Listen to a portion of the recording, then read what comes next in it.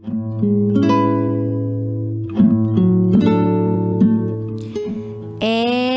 now, it's time for DJ Rocky's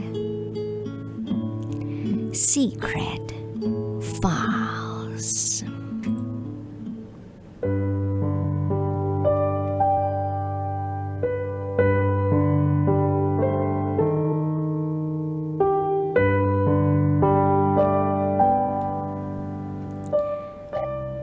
Dumating siyang nakahiga sa kahong puti, nakangiti. Dama ko ang pighati.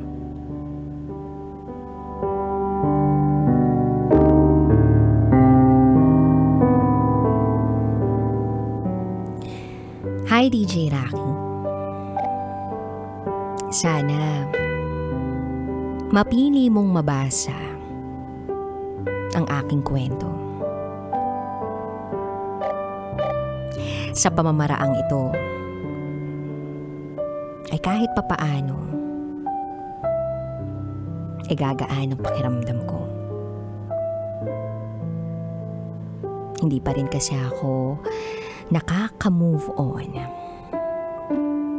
sa pagkawala ng lalaking pinakamamahal ko.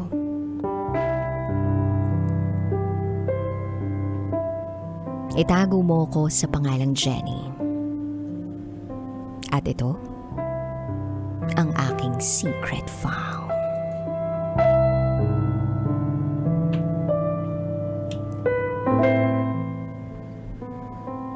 Ang lalaking ito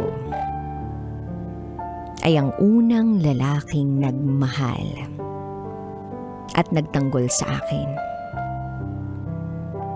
Para sa akin, siya si Batman. O pwede ring Superman.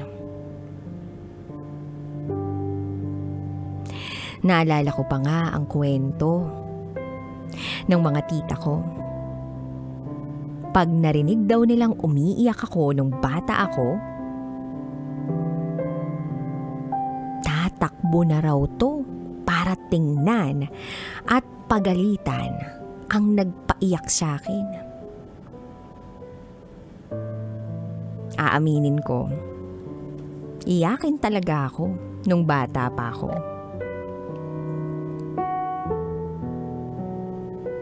Kahit ang latang bigasan ay kalubugin, hinding-hindi ako tumatahan. Pero ang lalaking pinakamamahal ko, hindi siya nagsasawa sa akin. Hindi siya nagsasawang pakalmahin ako. Tumahan lamang ako.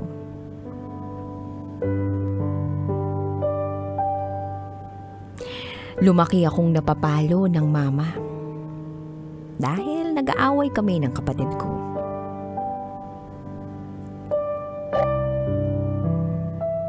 Ang lalaking pinakamamahal ko, ang laging tagapagtanggol ko. May mga pagkakataong dinadala niya ako sa bahay ng lola namin. Sa nanay niya, para hindi na ako lalong mapagalitan at mapalo. At bibilhan niya ako ng maraming candy.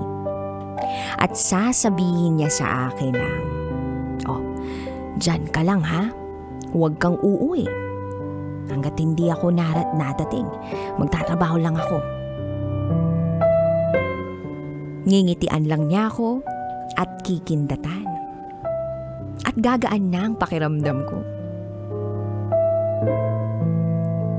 Naalala ko pa nga nung bata ako. Bago matulog,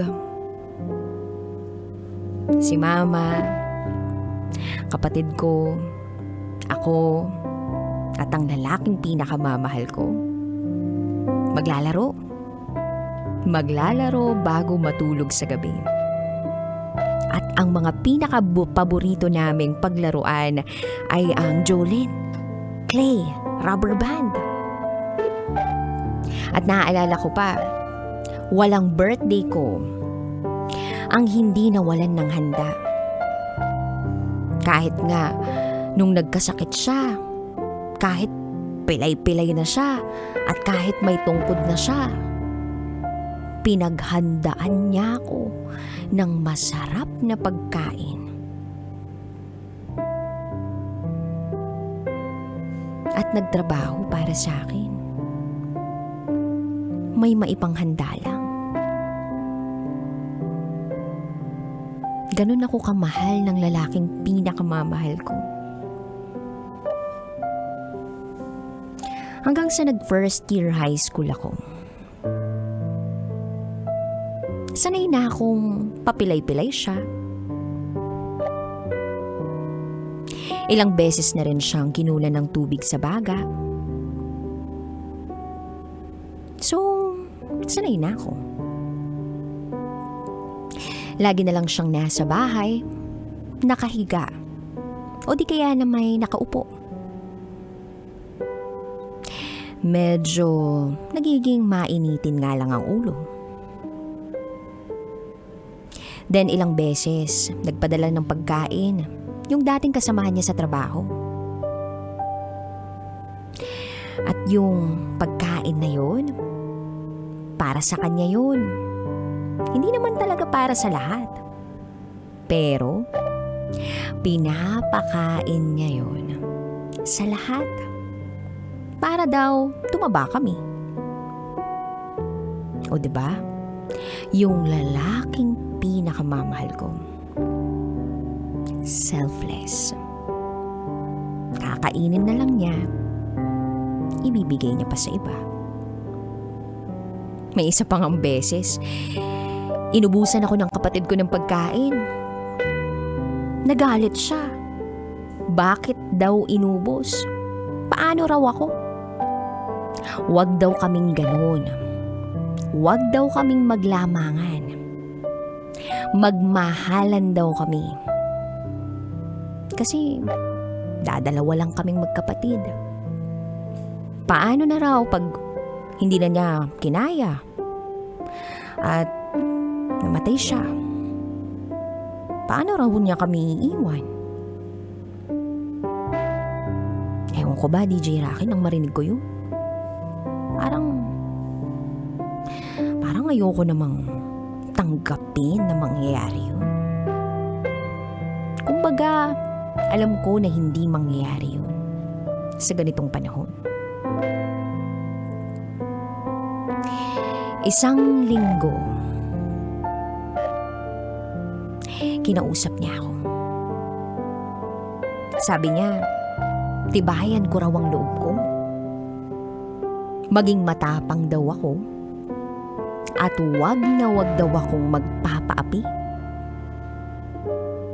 Alagaan ko raw mabuti si mama at ang kapatid ko. Wag na wag daw akong mag-alala. Kasi hindi naman niya ako pababayaan. At lagi raw niya kaming gagabayan. Hinding-hindi niya kami iiwan. Actually, ngayon ko lang napagtatanto sa utak ko lahat ng mga pinagsasasabi niya. Ang mga linyang yun ay mga habilin pala niya. Feb 6, 2012. Nagising ako. Dahil sabi ni Mama sa kapatid niya, tingnan daw ang lalaking pinakamamahal ko. Dahil parang may kakaiba na sa itsura nito. Nakikiramdam ako. Para bang pilit kong wag ibangon ang sarili ko sa kinahihigaan ko. Dahil ayokong harapin ang realidad. Dasal ako ng dasal na wag sanang mangyari ang kinatatakutan ko. Kasi hindi pa ako handa. Hanggang sa ilang minuto pa ang lumipas, nagdesisyon na akong lumabas. Pumasok sa kwarto kung saan nandoon ang lalaking pinakamamahal ko. Nang makita ng dalawang mga mata ko ang katawan ng lalaking pinakamamahal ko, nakaramdam ako ng sakit. Sakit sa puso. Dahil ibang-iba na siya. Malayong malayo sa itsura niya dati. Hindi na siya makausap. Tapos yung mga mata niya ay nakatingin lang sa itaas ng bubong. Pinilit kong lakasan ang loob ko. Lumapit ako sa kanya at hinawakan siya sa noo. At binitiwan ko ang linyang ito. Ama, bangon na tayo. Magkakape na tayo. Bangon na.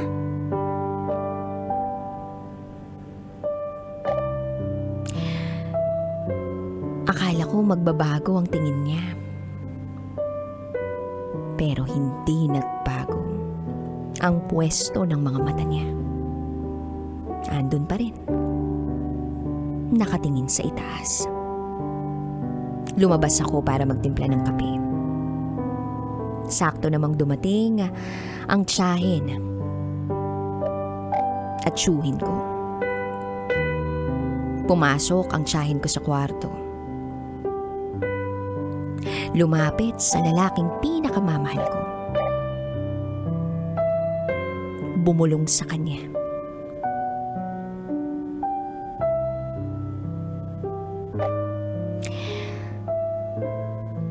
Gusto mo ng kape?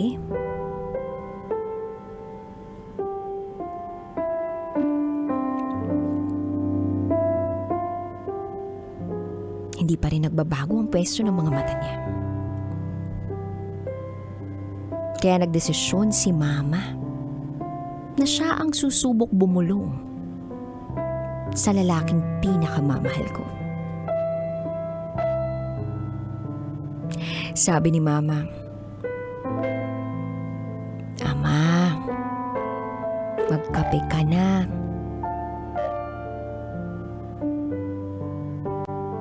At nang marinig niya ang boses ni Mama, hinanap niya kung saan nanggaling ang boses na iyon gamit ang kanyang mga mata. Tinitigan niya si Mama, ngumiti at lumuha. Pagkatapos ay pumikit na siya. Lumabas ako ng kwarto na hindi ko alam kung anong mararamdaman ko. Pero alam ko na hirap na ang kalooban ko. Sinubukan kong umupo. Sinubukan kong tumayo, tumalon-talon. At nang pakiramdam ko sa sabog ng dibdib ko, sumuntok ako sa pader. At nang makita ako ng tita ko na ginawa yun, niyakap niya ako ng sobrang higpit. At hindi na ako tumigil sa kaiiyak. Niyaya ako ng isa ko pang tita sa kanila. Kinuha namin yung damit na susuotin ng lalaking pinakamamahal ko.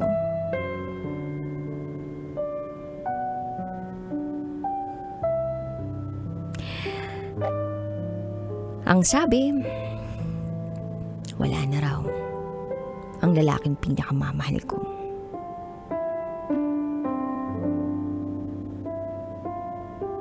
Tanghali na nung ibalik ang katawan ng lalaking pinakamamahal ko galing morgue. Dasal ako ng dasal na sana mali lang yung nakita ko o imagination ko lang ang lahat. Sana buhay pa siya. Sana pag binalik siya nung puting sasakyan, buhay pa siya. Pero lahat ng yun hindi nangyari.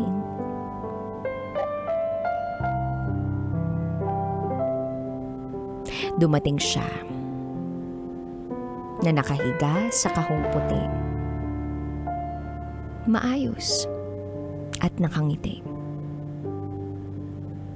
Dama ko ang pighati.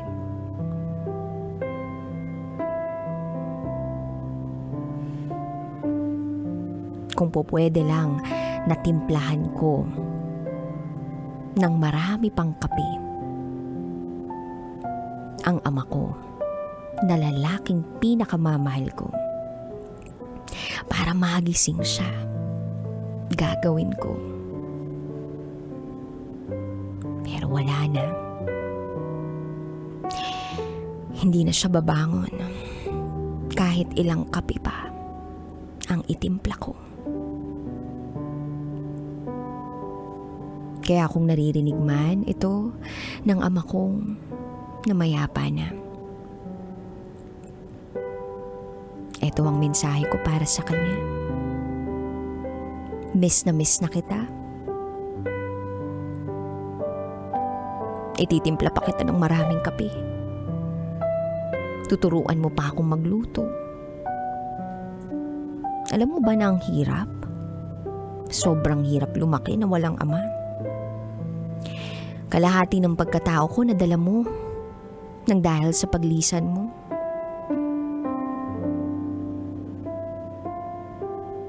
Eleven years ka nang wala. Pero umaasa pa rin ako na uuwi ka. Hindi ko naman naiisip na patay ka ni. Iniisip ko lang lagi, nasa abroad ka. Mas madali kasing isiping nasa malayo ka lang, kesa isiping hindi ka na talaga babalik. Siguro para sa iba, para na akong baliw, para isipin na nag-abroad lang ang sarili kong ama at hindi pa siya patay. Pero kung ito ang paraan para gumaan ang pakiramdam ko at mailabas lahat ng sakit na nararamdaman ko,